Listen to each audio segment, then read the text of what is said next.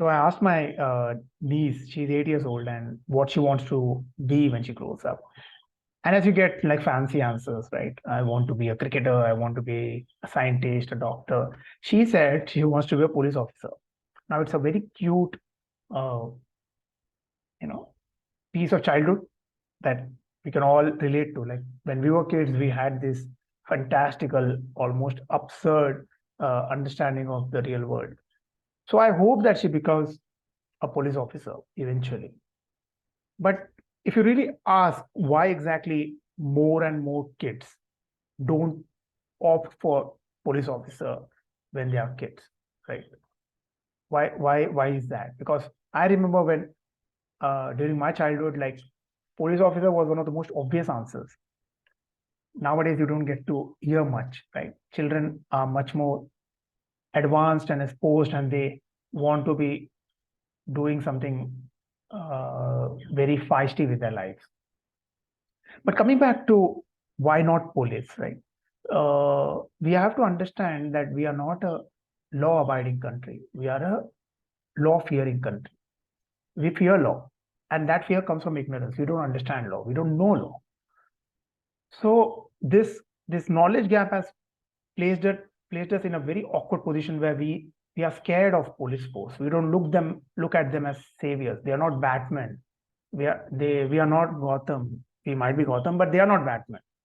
And that's the reason that gap is there, and that's the reason we don't really look up to them. Maybe the way we look up to defense force, the way we admire the army and the navy and the air force.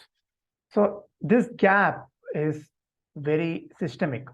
It didn't happen overnight. It's very systemic. It is very hollow and corrupt and failing and gangrenous. So there are so many problems there which has to be solved piece by piece, reform by reform. The way it happened in New York, how corrupt New York police used to be in the 60s, 70s, and how things changed after that. So it is doable. It is completely doable, right? I'm pretty sure things are already moving in the right direction. Maybe our understanding is not up to speed. Could be the case. But I'm addressing the reason why kids are not looking up to police force, why they don't answer a very obvious choice between good and bad, between police and smugglers, right? So it's very clear that it's a very obvious choice. It should be a very obvious choice that everybody should want to be police. So speaking of reform, it recently came to my attention through a very, very brilliant movie called Cop Story, if I'm not mistaken.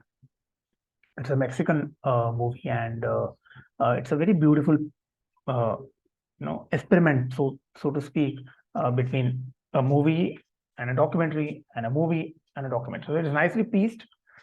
And in that movie, through that movie, I got to know that in Mexico, things are so bad that because gang violence and drug cartels and so many things have been festering on for so long that people don't trust police at all. In India, at least, that fear is there. You fear them, right? You want to maintain distance with them. In Mexico, they literally spit at them. And the cops are trained in such a manner that they are supposed to be indifferent, right?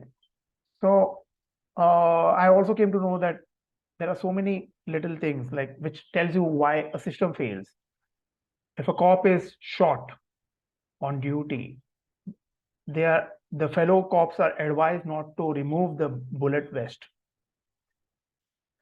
They are not supposed to touch. They are supposed to wait for the medical people, the paramedics and the ambulance to show up and take over. Because if they do that, then the shot police, the injured police, won't get insurance. Similarly, a fellow police can't take the injured cop to hospital, because in case the injured police loses his life on duty, then the person who took him to the hospital will be charged, will be responsible. Which makes you think, right? Why system fails, right? When there is so little of a parachute for these people who are literally putting their life on line. You and I are mostly working in, I'm pretty sure, stressful, but still it is not fatal environment, right? So when you put all these little things into consideration, the only conclusion that we can have is there is so much to know, so much to learn, so much to understand why police life is the way it is, where they are working day and night, they don't get leave, and they can't go on vacation that easily, and they're literally bleeding for the city, but they don't get the credit. But at the same time, they are blasted left, right, center, even for a smallest of infraction. So